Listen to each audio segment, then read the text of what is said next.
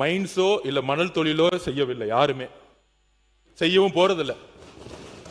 உறுதியா சொல்றோம், எந்த தொழிலும் செய்ய போறதில்லை. அப்ப இன்க்ளூடிங் பிஎம்கே சொல்லிட்டு இருக்காங்க லிக்கர் எப்படி குறைக்கணும், லிக்கர் எப்படி குறைக்கணும்னு. டாஸ்மார்க்கை பத்தி பேசுவாங்க. ஆனா அந்த டாஸ்மார்க் பின்னாடி நடத்திருக்க நிறுவனங்களுடைய உரிமையாளர் யாரு, பினாமி நிறுவனம் யாருன்னு நீங்க பேசணும். எங்களுக்கு அரசுடைய பிரச்சனைகள் என்னன்னு தெரிஞ்சுக்கணும். பேசுங்க, அப்புறம் பேசுங்க. அந்த நிறுவனத்துடைய உரிமையாளர் யாரு, அவர் எந்த கட்சியில் இருக்கிறாங்க, அந்த எந்த கட்சி பாராளுமன்ற உறுப்பினராக இருக்காங்க, எல்லாருமே பேசணும். ஏன்னா எல்லாமே அரசுடைய ஒரு அரசு வந்த பிறகு, அதாவது கொள்கை ரீதியா பெரியார் கொள்கை, அண்ணா கொள்கை, எல்லா கொள்கையும் பேசி சண்டை போட்டு நம்ம ஆட்சிக்கு வந்துடுறோம். அப்படிதான் ஃபைட் பண்ணி அரசியல் வந்துடுறோம். ஆனா ஆட்சிக்கு வந்த பிறகு ஒரு டிரான்ஸ்பரன்சியான ஊழல் இல்லாத ஒரு நிர்வாகத்தை போக்கஸ் பண்ணோம். ஏன்னா மக்களுக்கு குறைந்தபட்சம் இப்பயும் 35% மக்கள் இன்னும் பாத்தீங்கன்னா குடிசையில் இருக்கிறாங்க, இன்னும் தண்ணி இல்லாம இருக்கிறாங்க, இன்னும் நம்ம ஒவ்வொரு வீட்டுக்கும் தண்ணியே கொடுக்க முடியல. அப்ப நிர்வாகம் 50 வருஷமா நல்லா இருந்து சொல்லக்கூடிய இடத்துல இருக்கக்கூடிய நம்ம இன்னும் ஒவ்வொரு வீட்டுக்கும் முழுசா தண்ணி கொடுக்க முடியல, சாலை வசதிகள் இல்ல, நல்ல ஸ்கூல்ல இருக்கக்கூடிய இன்ஃப்ராஸ்ட்ரக்சர் இல்ல, நல்ல மருத்துவமனைகள் இல்ல. அப்ப நம்ம பொருளாதாரத்தை உருவாக்கணும்னா நம்ம கிட்ட இருக்க ரிசோர்ஸை கவர்மெண்ட் கஜானா கொண்டு வரணும். ஆனா அமைச்சருக்கும் சரி அரசுக்கும் சரி என்ன சிக்கல் அப்படின்னா, ஒவ்வொரு மாவட்டத்தில் இருக்கக்கூடிய மக்களுக்கு தெரியும், அது மணல் குவாரியா இருக்கட்டும், அது மலைகளா இருக்கட்டும், அந்த மலைகள்லாம் கண்ட்ரோல் யார் பண்றதுன்னா கேட்டா சொல்லிடுவாங்க எங்க கிட்ட ஆதாரம் இருக்கா. ஏன்னா அவங்க பேர்ல வச்சுக்கிறதே கிடையாது. நான் யார பத்தி பேசலையே, நீங்க பேசுறீங்க. நீங்க பேசுங்க. நாங்க பொருளாதார கொள்கையை பேசிட்டு இருக்கோம். ஏன் ஜி ஸ்கொயர்னா அண்ணன் எந்திரிக்கிறாரு, மலை பத்தி பேசினா அண்ணன் எந்திரிக்கிறாரு. ஏன் பதட்டமாவாதீங்க, திமுக பதட்டமாவாதீங்க. எங்களுடைய பதட்டமாவும் இருங்க. ஆக்சுவலா பதட்டமாவாதீங்க. மலையை பத்தி பேசினா மலை பத்தி பதட்டம் பாத்தீங்கன்னா தைரியமா பேசுறேன், எனக்கு ஒன்னும் பிரச்சனை இல்ல. புரியுங்களா? நான் எந்த கட்சி பேரையும் பேசல, எந்த கட்சியை பத்தி நான் பேசல, எந்த கட்சி பேரையும் பத்தி பேசல, எந்த கட்சி பேரையும் பேசல. பொருளாதார கொள்கை தமிழக வெற்றி கழகத்துடைய புதிய ஆட்சி, எங்களுடைய முதல்வர் என்ன செய்ய விரும்புகிறாருங்கிறத நான் பதிவு பண்றேன். அதனால எந்த கட்சி பேரும் சொல்ல. எனக்கு சட்டசபையோட ஸ்பீச் எப்படி பேசணும்னு ஸ்பீக்கர் அவருக்கு கத்து கொடுத்திருக்கிறாரு. அதனால அதுக்கேத்த மாதிரியே நம்மளும் பேசுவோம். அமைச்சர்கள் நம்மளும் அந்த வாழைப்பழத்துல ஊசி இறக்குறாங்களா அதுமே நம்மளும் பேச கத்துக்குவோம். ஓகேவா? அப்ப இந்த பொருளாதார கொள்கை எப்படி இருக்குன்னா, அரசுடைய அதிகாரத்தை அதாவது தேர்தல் வெற்றி பெற்று வந்த பிறகு நிறைய பேர் சொல்லுவாங்க என் பேர்ல ஒண்ணுமே இல்லை, ஆனா அவங்களுடைய குடும்பத்தில் இருக்கவங்க பேர்ல மெடிக்கல் காலேஜ் இருக்கும், இன்ஜினியரிங் காலேஜ் இருக்கும். இது எல்லாம் எங்க இருந்து வந்துச்சுன்னா, இந்த மாதிரி மலைகளையும் இந்த மாதிரி மைன்ஸ்லையும் பினாமிகளை போட்டு அதுல இருந்து சட்டம் சொல்லுது 10 அடி எடுக்கணும்னா 50 அடி கல் எடுக்கிறது, 50 அடி இடத்துல 200 அடி கல் எடுக்குது. என்னென்ன ஃபைன் போட்டுக்கோங்க. கூடு சீக்கிரத்துல முதலமைச்சர் பண்ணுவாரு, எல்லாத்துக்கும் ஃபைனும் போடுவாரு, கைதும் பண்ணுவாரு, எல்லாமே நடவடிக்கை இருக்கும். ஆனால் என்ன சொல்ல வரேன்னா, முதல்ல இந்த அரசியல் ரீதியாக வெற்றி பெற்ற பிறகு முன்னாள் அமைச்சர்களுடைய பினாமியா இருக்கக்கூடிய இந்த மலைகள்லாம் இருக்கு பாருங்களா, மக்களுடைய சொத்துக்களா மாற்றம், அதான் அமைச்சர் முயற்சி செஞ்சிட்டு இருக்காரு. அப்படி பண்ணும் பொழுது சீல் வைக்கும் போது என்ன ஆயிடுதுன்னா, செயற்கையா ஜல்லியையும் மற்ற ரா மெட்டீரியலையும் அவங்க முடக்கிறாங்க. ஏன்னா யார் கண்ட்ரோல் இருக்கு?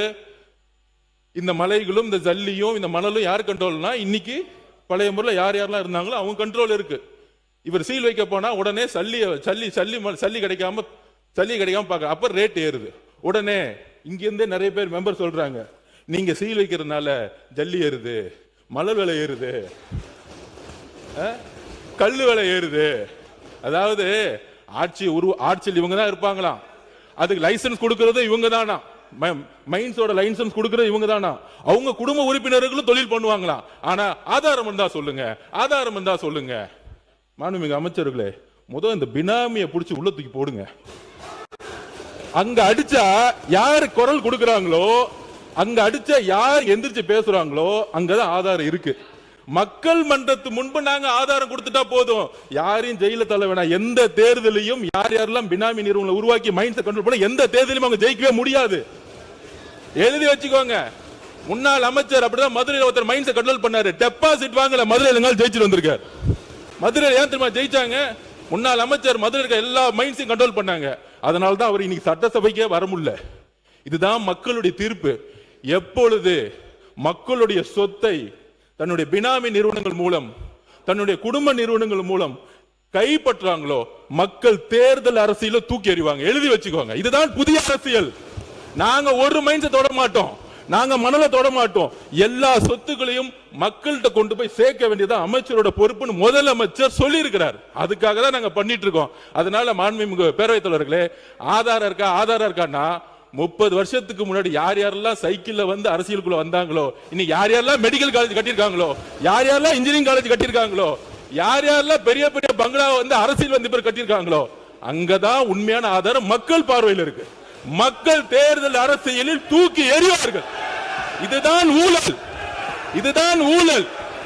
இந்த ஊழல் சாம்ராஜ்யத்தை ஒழிக்கிறதுக்கு ஆதாரம் தேவையில்லை, மக்களே முடிவெடுப்பாங்க. நீங்க ஒண்ணு எழுதி வச்சுக்கோங்க. அண்ணா பிறந்த ஊர்ல காஞ்சிபுரத்துல திமுக ஒரு தொகுதி கூட ஜெயிக்கல. இதுதான் ஆதாரம்.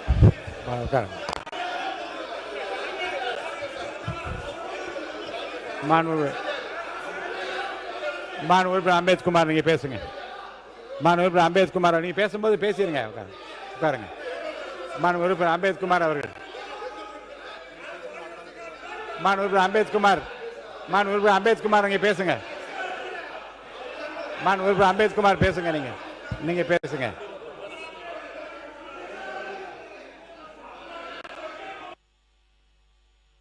மாண்புமிகு அம்பேத்குமார் அவர்கள்.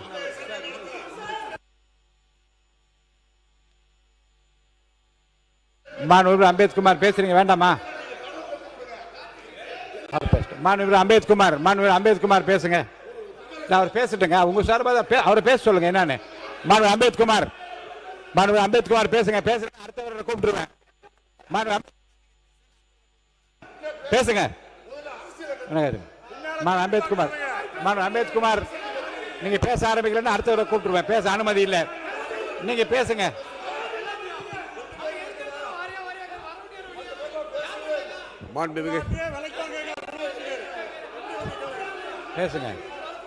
பேசுங்க. மாண்புமிகு நீங்க பதிலளிக்க சொல்லுங்க. அவை முன்னவர். மாண்புமிகு பேரவைத் தலைவர் அவர்களே, மாண்புமிகு பேரவைத் தலைவர் அவர்களே, அவர் யாருடைய பெயரும் அவர் குறிப்பிடவில்லை. ஆகவே யாருடைய பெயரும் குறிப்பிடாத நேரத்தில் திராவிட முன்னேற்ற கழகத்தை சார்ந்தவர்கள் எழுந்து நின்று கோஷமிடுவது சரியாக இருக்குமா என்பதுதான். மாண்புமிகு உறுப்பினர் அம்பேத்குமார் பேசுங்க.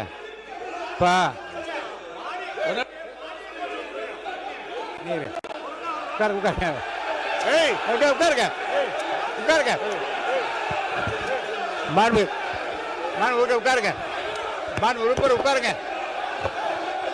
தம்பி உட்காருங்க. நான் பேச உட்காருங்க. மாண்புமிகு உறுப்பினர் உட்காருங்க. நான் பேசுறேன். உட்காருங்க. இடத்துல உட்காருங்க. நீங்க உட்காருங்க. நீங்க எல்லாம் உட்காருங்க. முதல்ல நீங்க உட்காருங்க. நான் பேசுறேன். உட்காருங்க. நீங்களே உட்காருங்க. நீங்க உட்காருங்க.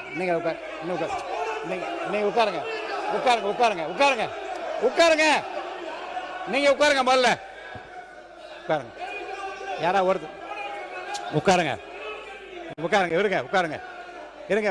உட்காருங்க. நீங்க மட்டும் பேசுங்க. உட்காருங்க. மாண்புமிகு உறுப்பினர் எதிர்க்கட்சி கொறடா ஏவா வேலு அவர்கள் மட்டும் பேச அனுமதிக்கிறேன். பேசுங்க. உட்காருங்க.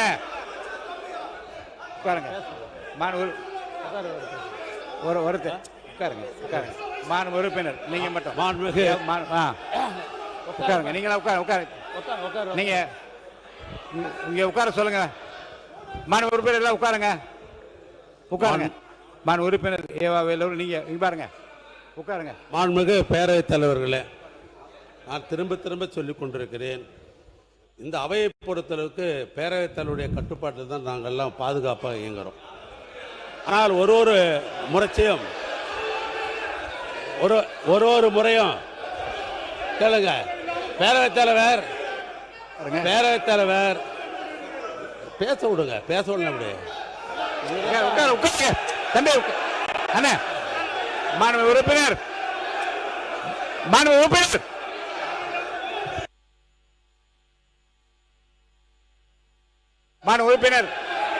அமைச்சர் பெருமக்கள் கொஞ்சம் கண்ட்ரோல் பண்ணி எல்லாரும் உட்கார வைங்க. உட்காருங்க, எல்லாம் உட்காருங்க. மாண்பு அமைச்சர் உட்காருங்க. அரசு கொறடா உட்காருங்க. அரசு கொறடா உட்காருங்க. அரசு கொறடா உட்காருங்க. அரசு கொறடா உட்காருங்க.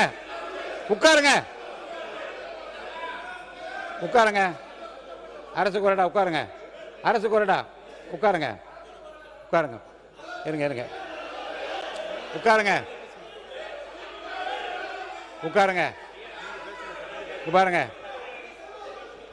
உட்காருங்க. மாண்பு நீர்வளத்துறை அமைச்சர். மாண்பு பேரவைத் தலைவர் அவர்களே, பொதுப்பணித்துறை அமைச்சர் அவர்கள் யார் பேரையும் சொல்லாமல் சொன்னார்கள். அப்படி பேசியிருக்கும் போது இருங்க அவர் மாண்பு உறுப்பினர் அவர்கள் அவர்தான் முதல்ல அவர் மரியாதை குறைவில்லாமல் பேசினார். இல்ல பொதுப்பணித்துறை அமைச்சர் அவர்கள் யார் பேருமே குறிப்பிடல. குறிப்பிடாத போது ஏன் நீங்க எல்லாருமே எழுந்திருக்கிறீங்க? எதுக்கு நீங்க இதை பத்தி பேசுறீங்க? அவருடைய கருத்தை சொன்னாரு. அது மாதிரி உங்களுக்கு கருத்து இருந்ததுன்னா நீங்க தாராளமா உங்க கருத்தை சொல்லுங்க, நாங்க அது பதில் சொல்ல தயாரா இருக்கிறோம். எதுக்கு தேவையில்லாம இந்த பேச்சு வர்றதுனால தான் இந்த சபையோடைய எல்லாமே நமக்கு மாண்பு சபாநாயகருக்கு நம்ம சங்கடத்தை உண்டு பண்றோம்ன்றது இந்த நேரத்தில் நான் தெரிவிச்சுக்கிறேன்.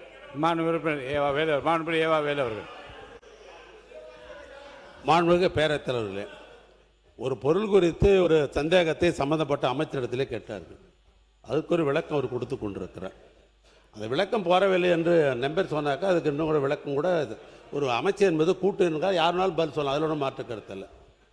பொதுப்பணித்துறை அமைச்சர் அதற்காக பதில் சொல்ல வந்த நிலையில் நான் குறிப்பாக சொல்கிறேன். மதுரையில் முன்னாள் அமைச்சர் அவர்கள் அங்கே இருக்கிற குவாரிகள்லாம் கட்டுப்படுத்தி வைத்த காரணத்தினால்தான் இன்றைக்கு அவருக்கு உள்ளே வரவில்லை குறிப்பிடுவது யாரை குறிப்பிடுகிறார்? இப்படி சொல்லிட்டு நான் பேர சொல்லலாம் எப்படி? ஒன்று அடுத்து வர இருங்க. நீங்க நல்லவர் பேர் வச்சிருக்க, நீங்க யாருக்கு எடுத்துக்கிறீங்க?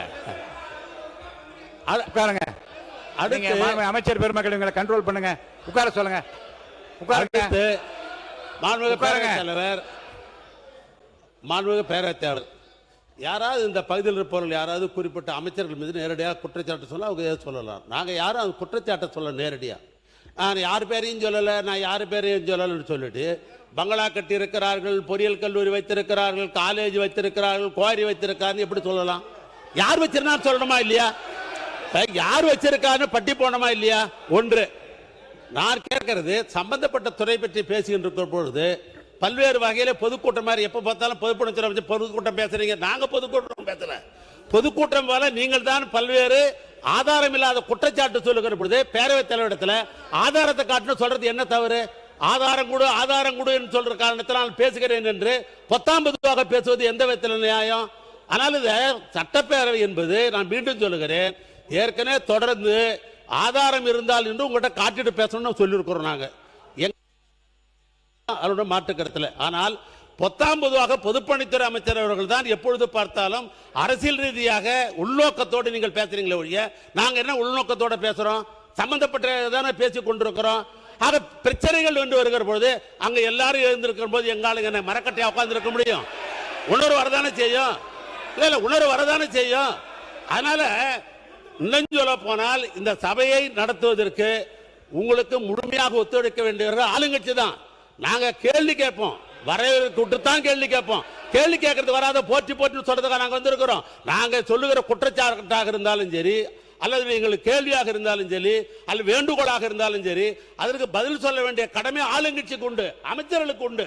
ஆனா கட்டுப்பாடு அவளுக்கு இன்னும் மிக தேவை. அதை விட்டுட்டு கட்டுப்பாடு இல்லாம நீங்க 19 நீங்க பேசிட்டு எங்க மேல குற்றச்சாட்டு வைக்கிறது எந்த விதத்துல நியாயம்? நான் கேட்கிறேன். இப்போ கொஞ்சம் அமைதிப்படுத்துவதற்காக நீங்க பேசணும். மாண்பு பள்ளிக்கல்வித்துறை அமைச்சர்கள். மாண்புமிகு பேரவைத் தலைவர் அவர்களே, ஆரம்பத்துல இருந்து இதை தான் சொல்றோம், கருத்தால எதிர்கொள்ளுங்க, அவங்க ஆக்கப்பூர்வமா சொல்லட்டும், விமர்சனம் சொல்லட்டும். ஆனா இங்க என்ன நடக்குதுன்னா, கொஞ்சம் கூட சபை மரபு இல்லாம சபாநாயகர் இருக்கும்போது இங்க நடக்கக்கூடிய காட்சிகள் எல்லாருக்கும் தெரியும். இந்த பக்கம்லாம் அமைதியா தான் இவங்க சொல்லாத கருத்தா விமர்சனத்துக்குலாம் பதில் சொல்லிட்டு தான் இருக்கிறோம். ஆனா இது ஒரு செட்டப். பின்னாடி இருக்கிறவங்க ஏங்கிறது அதுங்கிறது அவன் இவன் அடிக்க வருது. உடனே இவரு ஏஞ்சி கட்டுப்பாடு எங்களுக்கு சொல்லி தராங்களாம். கொஞ்சம் திரும்பி அவரை சொல்லிக் கொடுக்க சொல்லுங்க. நான் மீண்டும் இதே தான் சொல்லிக்கிறேன், இது வெற்றி தலைவர் அரசு, இந்த மிரட்டல்களாம் பயப்படுற அரசு கிடையாது. நாகரிகமா பேசணும். சபாநாயகர் உட்கார்ந்து இருக்கிறாரு, எவ்வளவு பேர் எழுந்து நின்று கத்துறாங்க, அவங்கள விட வயசுல பெரியவங்க. இப்போ நான் பேசும்போது அதான் என்ன செய்கை, இது கையில செய்கை பண்றது, எழுந்து நின்னாலே அங்க கமெண்ட் பாஸ் பண்றது, மைக்கு வாங்கி ஆக்கப்பூர்வமா பேசுங்க. ஆனா உண்மைக்கு புறம்பா அவர் என்ன சொல்றாரு, மூத்த உறுப்பினர் என்ன சொல்றாரு, நாங்க கட்டுப்பாடு இல்லாம பேசுறோமா, நாங்க பொத்தாம் பொதுவா பேசுறோமா? முதல்ல நாகரிகமா எப்படி பேசணும்னு அவருடைய உறுப்பினர்களுக்கு சொல்லி தரணும்னு உங்க மூலம் சொல்லிக்கிறோம். ஒண்ணு இந்த விவாதம். ரெண்டாவது எங்கேயாவது இதுக்கு முன்னாடி சட்டமன்றத்துல இத்தனை இழிவாக வா போ வாடா போடா அவனே இவனே எல்லாம் பேசுறது நீங்க ஏன் அனுமதிக்கிறீங்க? மைக்ல பேசினாதான் பேச்சா? மைக்ல அவ்வளவு கமெண்ட்ஸ் பேசும்போது இது எல்லாம் ரத்தம். வெற்றி தலைவரினுடைய தலைமையில புதிய தலைமுறை அரசியல் வந்துருக்கு. நல்ல பாடங்களை சொல்லிக் கொடுங்க, எப்படி நல்லா பேசணும்னு சொல்லிக் கொடுங்க. அதை விட்டுட்டு வம்புக்கு இழுப்பதே அவங்க தான். ஒரு அமைச்சர் பேசுகிறார்னா ஆதாரம் கேக்குறீங்களா? இப்ப நான் பேசும்போது அங்க இருந்து 15 பேர் பேசிக்கிட்டே தான் இருக்கிறீங்க. ஒரு அமைச்சர் பேசும் ஆதாரம் கேக்குறீங்களா? சபாநாயகர் கிட்ட அவர் சப்மிட் பண்ணுவாரு. குறிப்பிட்டு பேரை சொன்னாரா, கட்சியை சொன்னாரா? எதுவுமே சொல்லல. ஒரு திரைப்பட காட்சியில சுனா பணம் இருந்து ஆட்ட திருடரை பத்தி கேட்டா அவரு பதறுவாரு, ஐயோ ஐயோன்ட்டு. அவர் யாரு பேருமே சொல்லல.